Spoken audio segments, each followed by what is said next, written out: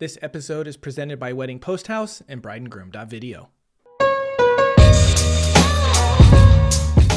Hello and welcome to How to Film Weddings. My name is Nick Miller, and today I am sharing with you a solo interview I did with Gabby Pinkerton, who is a wedding planner with 'Cause We Can Events.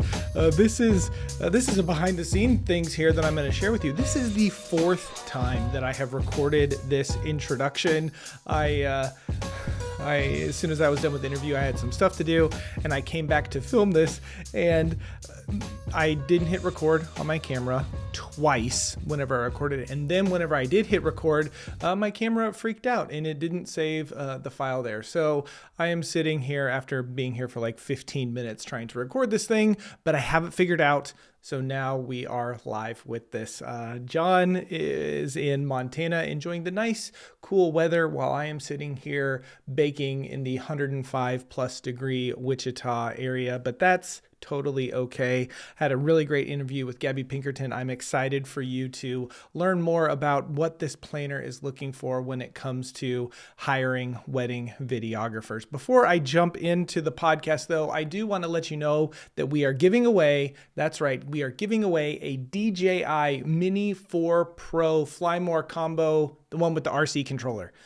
That is a lot to say, but if you would like to win this drone in this Fly More combo, all you need to do is head over to howtofilmweddings.com/survey. We just want to get a pulse on the wedding film industry and also how we can help you serve you better. What kind of things are you looking for from us as How to Film Weddings to help you grow in your wedding film making business? We did this about a year ago. We got a lot of positive feedback, but we just would like to do it again. And so if you would like to win a DJI Mini 4 Pro Fly More combo with that RC controller, head over to howtofilmweddings.com/survey. We are launching this on August the 5th of 2024. And it's going to go through the rest of August, and we're going to give this away at the end of August in 2024. So that is what we are doing. Good luck in winning that. And now I'm going to jump into this episode with Gabby Pinkerton of 'Cause We Can Events. Hello, Gabby Pinkerton from 'Cause We Can Events and Just a Biz podcast. How are you doing today? Oh, Nick, doing good. We were just saying, I feel like we know each other, but we do online, but have never met in person. So this is so fun. Yeah, this is great. So I got a chance to work with 'Cause We Can at our Glacier wedding that I did a couple of years ago, which was an incredible wedding. And I worked with Jessica, who is another part of your planning team. And so we've kind of been connected from a distance for a while. And I saw that you had a podcast, and I thought, hey, let's connect and see what we can create here and talk about here. So. I just want to give you a moment to introduce yourself, talk about what you do, the things you're interested in, how you got into being a planner and all that kind of stuff. So let's just start off with who you are and what you do. Sure. Yeah, I am currently living outside of Nashville, Tennessee, but I'm originally from Canada and Montreal specifically. Um, After college, I moved to LA and I decided weddings, events was kind of my jam. So I started a wedding planning company, but I did not love how they were happening in ballrooms and just in places that were not inspiring to me. I've always been, a lover of the great outdoors, getting my hands and feet dirty. So I decided to say, you know what, let's break the mold a little bit, specialize in these more adventurous style weddings. And we kind of kicked that brand off in 2016, where we started working at these places like where you worked called Under Canvas. And for those that don't know or aren't familiar, they are these like really cool glamping, adventurous style venues, usually near national parks in the US. And our first one was in Moab. And now we've done, I think, 13 or maybe more in a variety of locations. One of them was with you at Glacier with our other team. And the brand kind of stuck. It felt more authentic to who I was. And so the team members that I was bringing in, I wanted them to embrace that a little bit more too. So essentially that's us in a nutshell, we do travel a little bit all over, but post 2020, we kind of stayed within the US a little bit more, but we're hoping to go back to Europe soon. We're just waiting for the right people. Yeah, yeah, that's incredible. I think that you got at least the wedding that we worked on at Glacier and Under Canvas. One, that was, I believe, the first wedding that was held at Glacier Under Canvas. You had worked at other ones, but you had, you said you did the first one in Moab, and I think that I remember Jessica, who I worked with at that one, saying that you did that one and it kind of blew up in a good way, so that like Under Canvas kind of put you on, you were on their radar or something, so then they kept on referring you. Is that kind of how that happened? Yeah. So in 2016, that wedding got featured on Green Wedding Shoes as a two-part series, which at the time was kind of had not been done. So we had two massive spreads, just because it was new, unique, and it was what they were calling a wedding cella at the time, and took off essentially. So we did, in literally, Nick, probably within like a few months of that coming out, we were like, oh my God, we need to do a full rebrand. Like, this is us. This is our whole personality. So we rebranded entirely, like new website, new logo, everything. And we just fully embraced that type of wedding. And I think we were the first wedding, at least of that size and activities and all that kind of stuff happening at that location, and of most Under Canvases. And we just built a relationship with the venue, and so they added us to their list, and we still get inquiries from them for all of their camps, because that's the beauty of this type of venue, is it's really, there is a headquarters for it, so all inquiries go through that one person, and so that person can pass off to the right location, but still recommend us since we travel. So yeah, that's been a huge win for us in that sense. Yeah. So you said that you did this one and then you did a whole rebrand, and you totally changed maybe the identity of your business, or some based on this one wedding that you did. What, just kind of spitballing here, what was that like? Like, I know that, I talk to a lot of wedding videographers, and in our mastermind group, it's like they think that they want this kind of wedding, or they think that they want that kind of wedding, and then they experience that. Like, for instance, before we were Wild Oak Films, I was Nick Miller Films, and I thought that I wanted to be more in the luxury. I know that's kind of a buzzword, today, but this was, 2016, 17, where that wasn't so much of a buzzword. And I thought I wanted to go to this luxury space, and I got a logo, I got a new website and stuff. And then I filmed one that was a little bit more in that direction. And I was like, this is not for me. Like, I totally made that mistake. And then I had to I kind of lived with it for a while, because I didn't want to like rebrand and then change it like a month later. But, we shifted into Wild Oak Films a couple years later, and I think we found who we wanted to be. So what was that process like for you? Like, what did you think you wanted to be before you did that one? And then what did that wedding do for your mindset, as far as the importance of how you were branded and how you were perceived, to couples that were looking for certain types of weddings?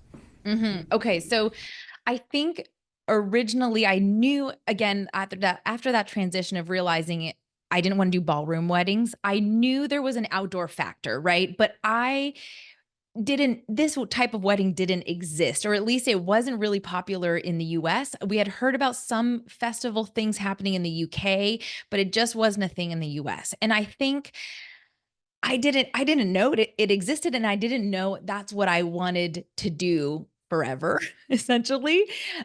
So I think we took our basic website that was really just a compilation of photos of all the types of events we had done over the years, because we had no niche. We just did whatever we could get. And I saw the gallery that came back from that wedding and the video footage, and I was like, hot damn, this is it.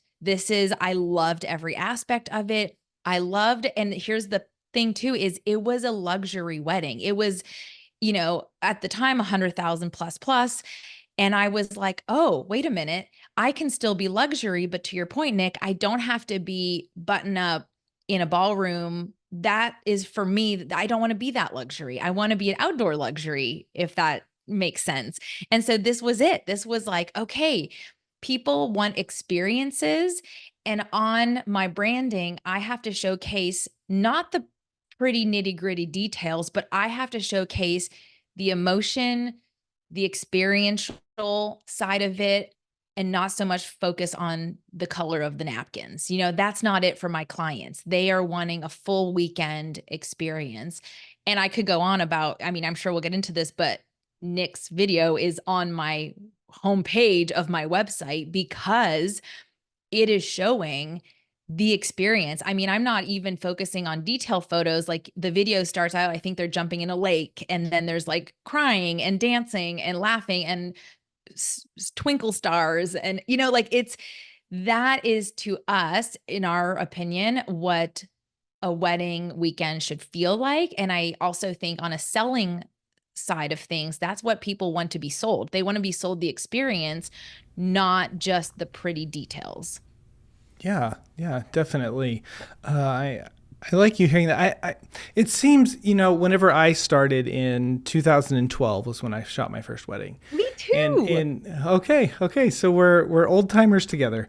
So as over the last, decade plus has moved on, it was like whenever I first started, I think there was this major shift in the wedding industry that the cool people, quote unquote, or whatever, were shifting into this adventure, elopement, like more raw, more authentic kind of vibe, which was, I would say, at its height in that 16, 17, 18, 19, like the latter half of the aughts, no, the tens decade. But then as we've moved into 2020 and 2021, it seems like now everyone's talking about luxury and moving into like that kind of space. And as you were talking, you're seems like you guys, and I've observed that you definitely have more of that adventure, boho, outdoorsy vibe, but I can tell from the stuff that you are posting that it is very high end. It's just a different route, to get there. And so I think that, I want to shift the conversation from a planner's point of view into wedding videography and kind of what your perceptions are. Okay. And so with so many people now, focusing on luxury, like what is your suggestion for people? What is your suggestion for people to? You're hearing all this thing and you're getting all these. I don't know what the word I'm looking for. You're getting all this influence to be luxury, but maybe you're open to doing outdoorsy, or you want to do that kind of stuff. What would you tell these people that still want to get into the outdoor space, but the world is telling them, oh, you need to go towards luxury events or luxury weddings, but they're still, wanting to do more adventure type stuff. What would you say to them? Oh, great question. So I guess it depends how they want to define luxury, right? Like, do they want to do luxury because they want to make top dollar? If so, which is not a bad thing. I mean, don't we all? If so, creating that niche market for you will create top dollar because you're going to be in high demand for a very specific type of wedding that you're shooting. And that's more or less what we did. I mean, we have a ton of competitors now, but we established ourselves early on. We defined our own version of luxury. We said, hey, this is going to feel so fun. Your wedding is not going to feel stuck up because that is not luxury for us. For us, luxury is feeding all your guests the whole weekend, having on-site accommodations for everybody, having epic music, having, all the vendors you've dreamed of, and the luxury of the great outdoors. Like there is something so special and high end in a way of being outside in a secluded area with just your friends and family, all these people that you're not sharing a space with anybody else but your friends and family. So that is how we've chosen to define luxury.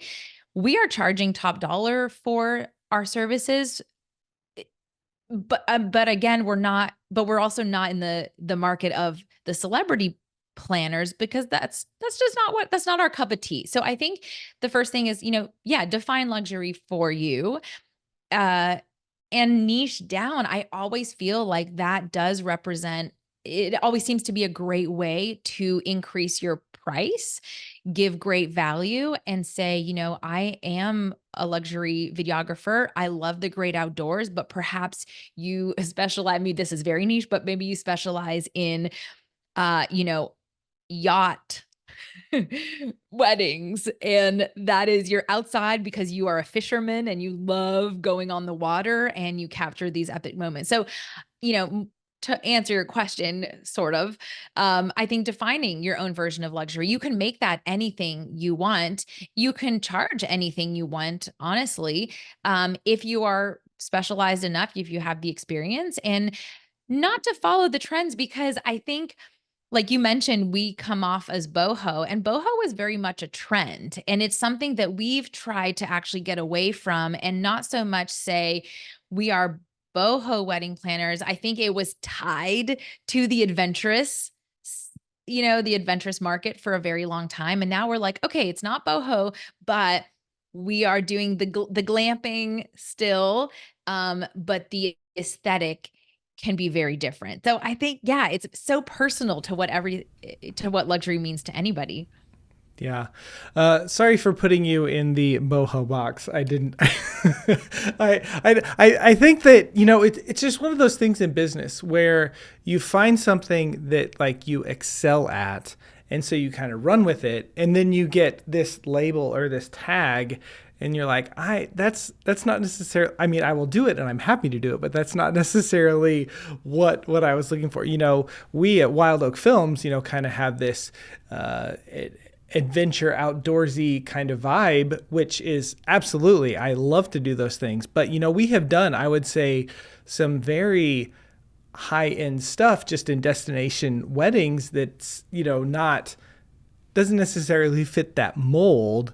But we have moved into those spaces. So I hear what you're saying there, but I do agree with you, defining the thing that you want to do is really, really huge for anyone's business and figuring that out. So, one of the reasons why, lots of reasons, but one of the big reasons why I wanted you to come onto the podcast is to speak directly to wedding videographers. We in our, in our Facebook groups and all this stuff are like, well, planners like this and planners want this. And none of us are planners, right? Like we just assume that we know what planner because of what's worked well, for us in the past. And so I think just to start it off, what are things that you are looking at that are, you would say are very, yes, I want to refer this wedding, but like, what are you looking for as a planner that's going to make you want to put someone on your referral list? Or when a couple reaches out that says, yes, I'm going to refer so-and-so for this wedding. What are things that you are looking for? Ooh, okay. Of course, aesthetically, I've got to know, if I've never worked with you before, I'm going to be looking on your Instagram and your website. Those are probably the main places. The website for obviously your top quality stuff, and your Instagram for your most recent work, and a little bit about your personality. Like, I love to know who the people behind the lens are, who are you working with? Just will I have things to talk to them about on the wedding day? I mean, we're going to be hanging out for several hours together, right? Um, so of course, I like to see a finished product. Sometimes I'll email them and ask for a little bit more, just a Vimeo link for a few more. Are they familiar with that location, or have they worked in a similar setting? I'm certainly not the expert, but I know that a woodsy setting would be a very different experience than a desert setting because of the light, and can they handle that and all that good stuff. So I love to know, a little bit of that nitty-gritty. Um, for us, post COVID, I will be honest, we have had some bad experiences with all vendor types when it came to communication. And I think there was a grace period when there was the boom, right? The post-COVID boom, 2021, maybe even to 2022, where people were just catching up on all of these cancellations and postponement. And that is to be forgiven 100%. I think beyond that, we found that some vendors never caught up or never established a rhythm with, they kept overbooking is what I'm trying to say. I felt like they were overbooked and not giving a lot of attention to clients that, or questions or potential inquiries coming in, where time delays, or proposals weren't being sent out. And I understand there's a process to follow, and we would never, follow up after 24 hours asking where the heck things were. So I think that initial communication, an out of office that says, "Hey, we will get back to you within 72 hours." Great. Oh my God, that's so good to know. I will not follow up until much after 72 hours, because I know it could take that long.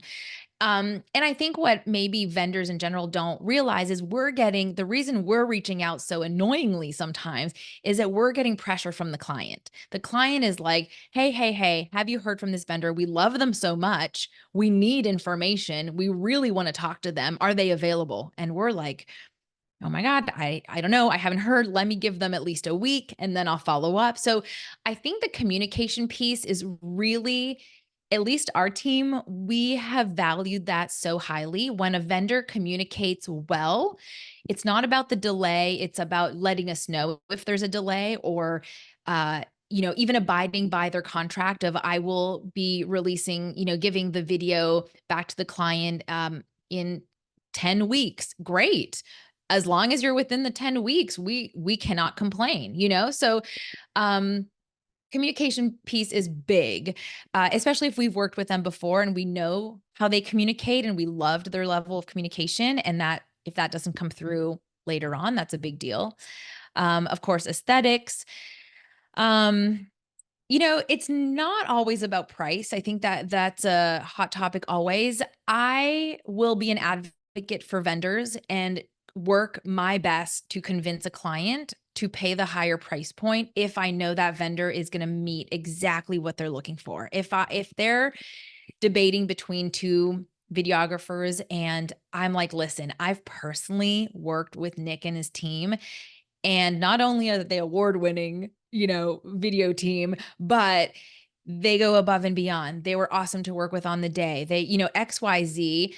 I'm like, this is who you need. This is who's going to come through and make those video dreams come through to you. Now, of course, if I don't have a personal relationship, I can only do so much, and saying, "Hey, I had a Zoom call with each one, great personalities on both sides." Yeah, it's up to you to decide what value you think is best for you. That can be a little bit of a tricky conversation. I'm going to pause my conversation with Gabby here real quick to let you know about our friends over at Wedding Post House. Wedding Post House is a culling or select service. What you do is you upload all of your footage to them, and then they will go in and sync your ceremony, sync your toasts, sync your first looks, and also then cut up your footage, make your selects, or culling is another service that it is called, or another thing that it is called. They will do that for you and then get it back to you so you can jump right into the edit. I know for me, whenever I edit wedding films, I drag my feet because I don't like the culling. I don't like making the selects. I do not like doing that. But Wedding Post House can really help you with that. They're going to save you a lot of time and energy so that you can get in and start on the creative process of making that highlight film. I know outsourcing is something that can save you a lot of time and energy, but maybe you don't want to give up that creative edge or that creative thing that you are able to do with your films. Wedding Post House might be the perfect solution for you. If you would like more information about them, head over to howtofilmweddings.com/outsourcing. That's howtofilmweddings.com/outsourcing. Now let's get back to the Gabby Pinkerton interview. Let me take a step back here, as I have just lots of thoughts in my head. So what is, and I know that all planning companies are different, and there's some that are like, you hire us and we handle everything. There are some that it's like you're more in the, we're just going to design and make your wedding look really pretty and go smoothly, but as far as the hiring of other vendors, that's kind of on you as the client. Where do you lie in that? And are you reaching out to other vendors on behalf of the couple, or are you still letting the couple work? And then where do you take the handoff? And I guess I'm just asking for some perspective. And I know, again, all planning companies are different. But what would you say in dealing with other vendors, videographers? Do you like them to be more hands-on? Do you want them only to deal with you? Do you want them to only deal with a couple? Like what's your perspective on that? Ooh, okay. First, if there's any wedding planners listening, we all got to get it together and we should all agree on one way to communicate. Totally, totally agree with you on that one. Totally, because I've had some planners that like, nope, talk to me, and then other ones like, you do your thing. Yeah. Like I trust you. Like I don't know what to Yeah. do. Okay, that's actually, I'm glad you bring this up because I think what we could do to solve that more or less is when we reach out, we could say, because our team, we have two packages. You hire us for full service planning where we take care of everything, or you hire us for wedding management where we basically put all the pieces together at the end, but the client's in charge of hiring their own vendors. So ideally, we or the client could reach out and say, hey, as a planner, I'm working with Jane and Joe. We are hired for full service planning, which means I'll be reaching out to you on their behalf, except to maybe schedule a Zoom call with them, but I'm going to be collecting the information. Whereas on the flip side, if Jane and Joe are doing their own venue searching, typically I will send them a list of vendors that I love. However, they are free to choose whoever they want. I would still like to know because I do not want grandpa and his iPhone as the hired videographer because to be honest, I want that video. Like I'm being selfish here, but I want that video for my website as we have just mentioned. And how do I show potential clients my best work if the video is garbage? Like I will have put so much work into planning this wedding that I also am rooting for hiring the best possible vendors so that I can continue to show my ideal clients what we're capable of. So I will either reach out, but I love this note to just say, "Hey, I've been hired for full service planning. I will be communicating. I will be the point of person until I introduce you to the client, which will happen at some point in time." Or my clients have hired me for wedding management. And sometimes I do this. I'll introduce myself to the vendor and say, "Hey, Nick, I've been hired as essentially wedding management. I'm only going to step in the last few months of the wedding planning, but at any time, and this is true for this package of ours, anytime you have a question about logistics, please reach out to me because I'd rather you and I have a conversation about the fact that you need XYZ, two other vendor meals, whatever the case be.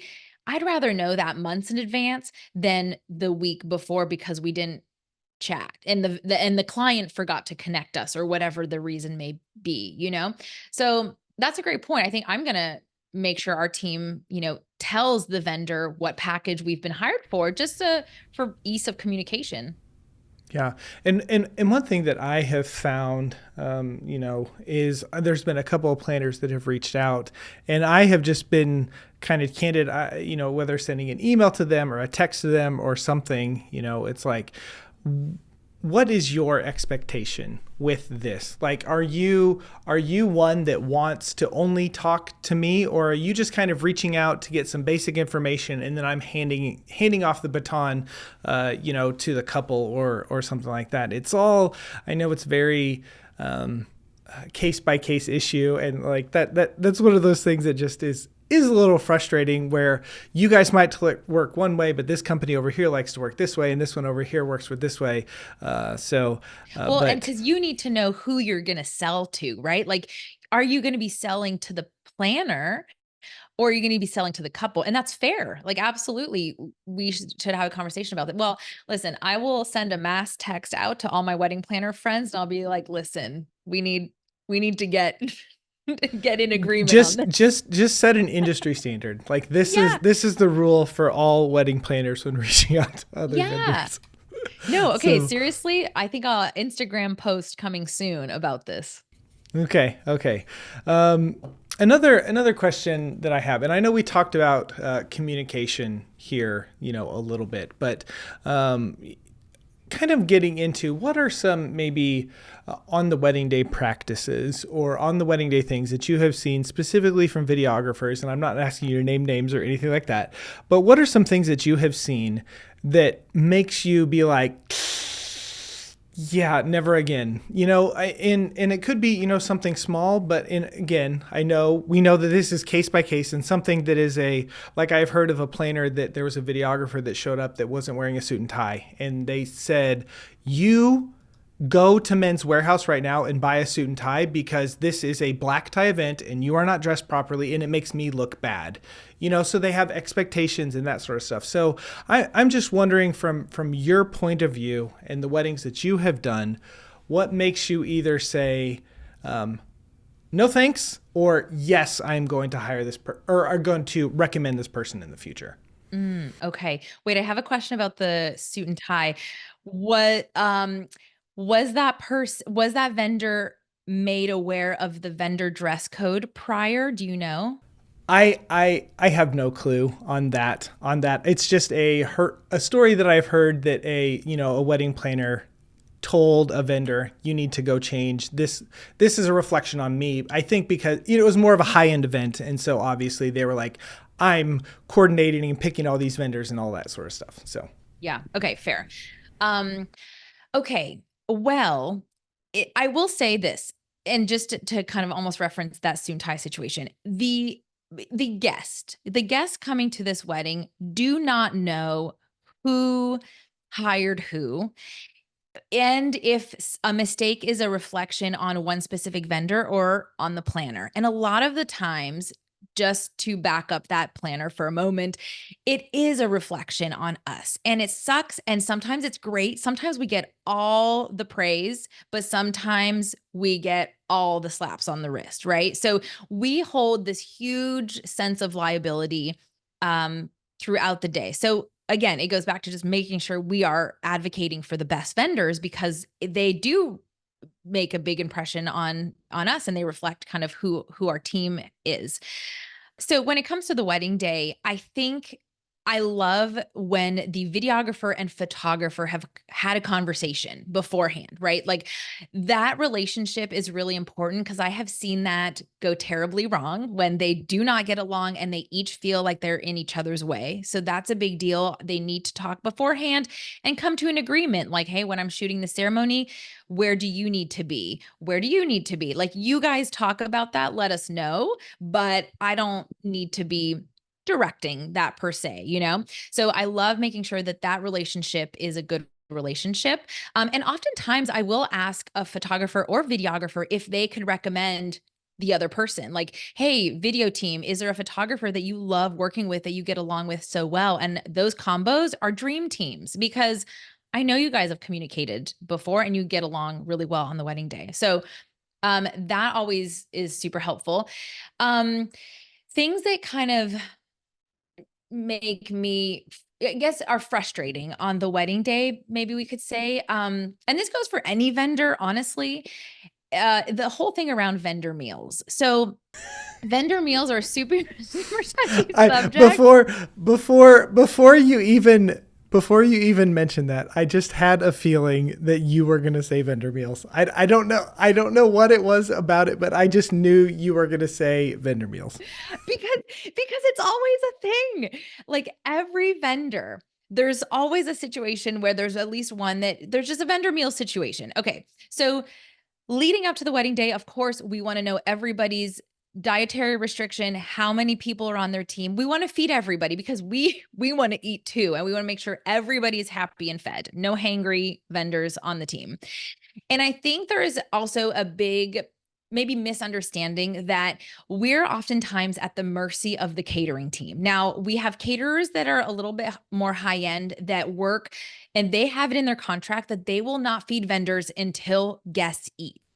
Now, we always push back and we say, can we please just feed photo and video? Because that is the only time that they can eat, when there's not something to record, shoot, anything, right? Like, that is, please let us. So we always do our best to negotiate that with the catering team. Sometimes we are like at the mercy of them and their staff and what's happening with their timeline. So that can be tricky. I think, and we're human, we make mistakes too. So by no means do we always have that figured out and perfect. I think it is very hard in some of these glamping places to even have a vendor area. Like, unless we have a separate rented table and chair for the vendor team just out in the woods, it's sometimes really tricky to find a place for us to eat. And so we're kind of, hanging around the lobby tent or doing that kind of stuff.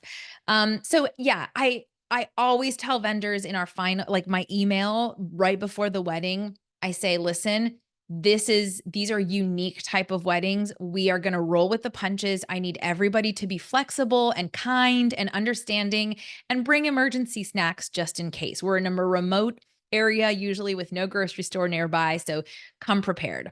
So that's kind of one thing that, if there's a lot of complaining and we have to address something right away with a vendor, I'm like, okay, give me a minute. Like, we want to make sure the guests are fed, clients are taken care of first and foremost. And then of course we'll get the vendors set up. And I think my biggest, win or thing that I will always remember a vendor for is just being a team player. Just, I'm certainly not I'm not counting on vendors to jump in and, I don't know, help fix signs that fell over in a windstorm. But it has happened where we've had, I don't know, in Zion, we have crazy windstorms that come out of nowhere, and sometimes the flowers go flying, and we've had all sorts of vendors run over and jump in and help us pick up the flowers really quick, or rain out of nowhere, or whatever the case may be. If there's a vendor that is able, like, of course, there are times where the vendor is busy, the clients are doing something else, that's the priority. But if there's a vendor that is able to jump in and be a team player and help in a quick emergency situation, I will be like, dude, thank you so much. That meant a lot for you to help us, and we would never expect it, but it is so appreciated. So I think that goes a long way. Little bits of helpful kindness. And again, I understand, acknowledge that every vendor has their own job to do. And by no means would I say, you know what, let's have the videographer help us set up ceremony chairs. Right, right. This kind of reminds me of, I was talking to a planner friend, this was a while ago, and she said, there's this photographer I worked with that his images to this day, this was 5 years after the fact, are the most beautiful images from a wedding I have ever seen. Like, bar none. But he was late on timeline. He wouldn't do what we asked. And so even though his images are the best and they're on our website to this day, like that kind of conversation, he was awful to work with. Therefore, I have not referred him since. I am under the impression that people like to work with who they like to work with. And you would much rather, not saying that, you want a less than quality product, put out there, but you would rather take maybe someone that's really good, but not the best, but they're great to work with, rather than the best person, but they're a Madonna or a whatever, that's like, look at me, I'm incredible, that sort of thing. And so I like hearing the, we on our podcast preach a lot, like, just be a good person, like, go above and beyond, like, do the right thing. And you're going to remember a vendor that helped you pick up all the stuff when the wind really kicked up, and they, put their gear on the line so that they could run around and pick all this stuff. You're going to remember that a whole lot more than the images or the video that they produced, because they helped you out in a pinch. And that's kind of the thing, the through line that I'm hearing you say is just be a good person to work with, and I will probably refer you. Yeah. Yeah. And I think about it as, like, we have such unconventional jobs that these are my coworkers. Like, I want to see them again. Like, there's a photographer that I adore, and we started together kind of way back when, and her work is incredible now. And I get to work with her often. And every time I see her, I'm so happy. This just feels like I know I know that my clients will be taken care of.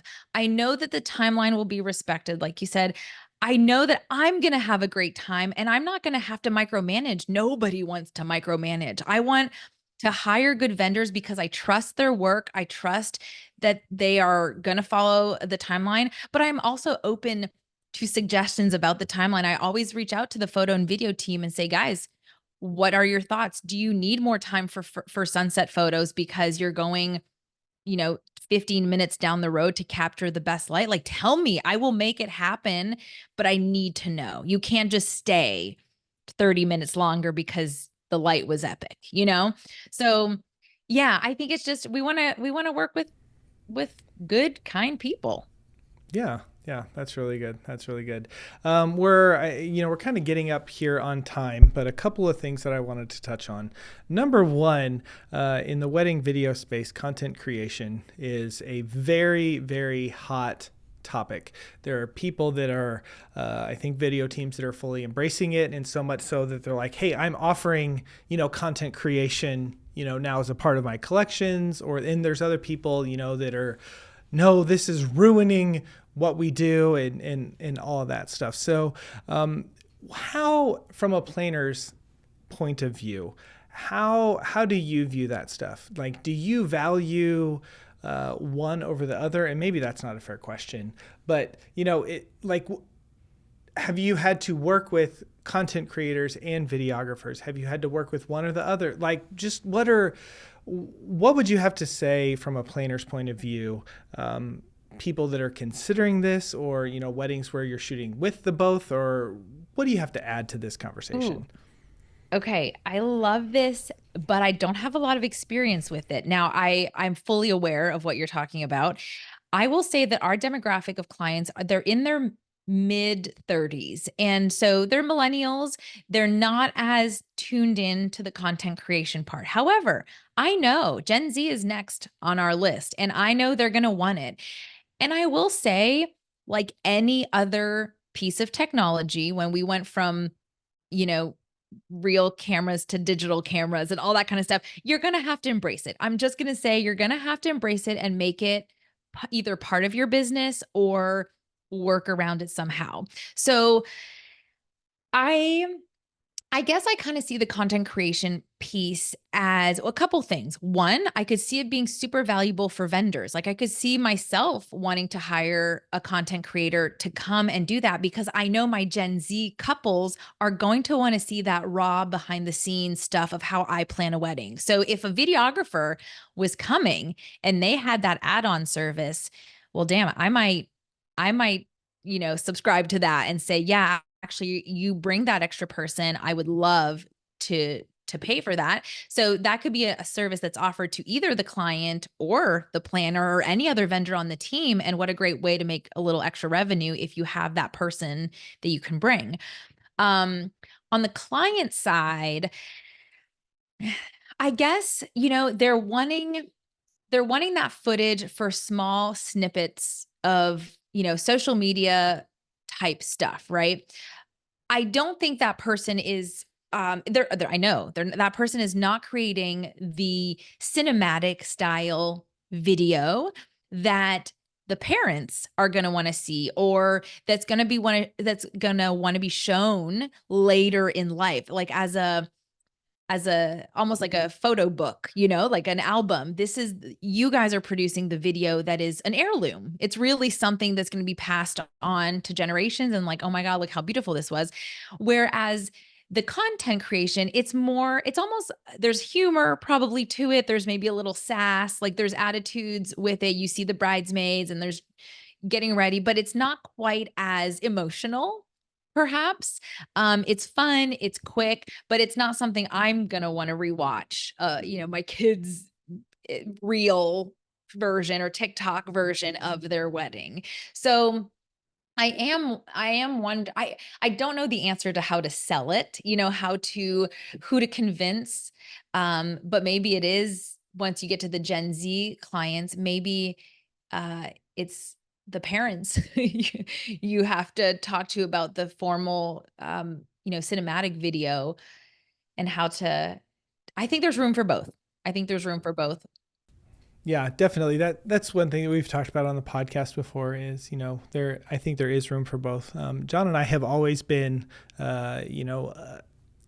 adapt or die kind of, when it comes to business. And I think there are people that, like when the DSLR cameras came about, and these photo cameras can make incredible looking video, 15 years ago, there were people that were like, no, I have my camcorder and whatever, and this is just a trend or whatever, and they phased out. And then, there were people that were making the hour-long montage videos, and then, the 10-minute, 6-minute, 5-minute stuff came along, and, they're no longer around. And that's the kind of stuff that I'm thinking of is as I get older and as trends change and as the wants of people change, you as a business need to learn how to cater to those people in some degree, right? So that you don't get left behind, because if you're not doing a service that they want, someone else is definitely going to be doing that service that they want. So, do you guys get asked a lot for that service? Like, or is it few and far in between? I personally, I am not getting asked for that service. But then again, I'm not offering it. But I am seeing there are lots of people that are either adding it on or, people that are content creation only. Like that's what they do. They just film on their phone all day, and that night they upload to the cloud all the footage that they took, and they're done.